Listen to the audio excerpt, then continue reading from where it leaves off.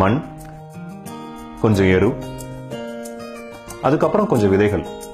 இதோட கலவைதான் விதைப்பந்து. இது எப்படி செய்யறதுன்னா, மண்ணையும் எருவையும் கலந்துட்டு அதுல கொஞ்சம் தண்ணி ஊத்தி உருண்டை பிடிக்கணும். அந்த உருண்டையோட நடுவுல ஒரு விதைய வைக்கணும்.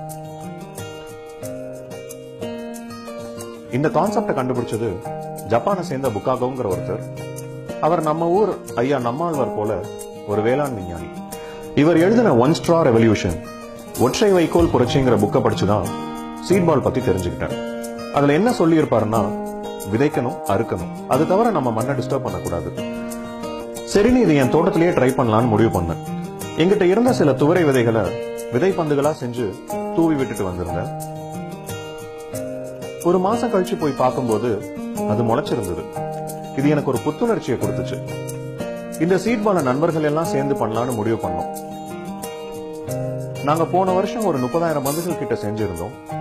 அதை வரதா புயலுக்கு அப்புறம் தாம்பரம் சுத்தி உள்ள பகுதிகளில் தூவி விட்டுட்டு வந்தோம்.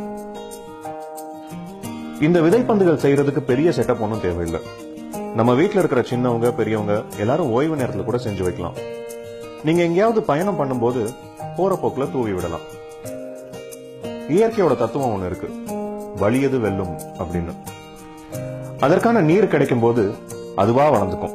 இதை நீங்க ஃபாலோ பண்ணவோ ஃபென்ஸ் போடவோ தேவையில்லை.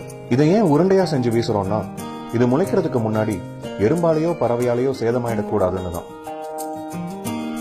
ஒரு காக்கா அதோட எச்சத்துல ஒரு காட்டையே உருவாக்கிட்டு போயிட்டு இருக்கு. நாமளும் போற போக்குல காடு உருவாக்குறதுக்கான ஒரு முயற்சியை எடுப்போம்.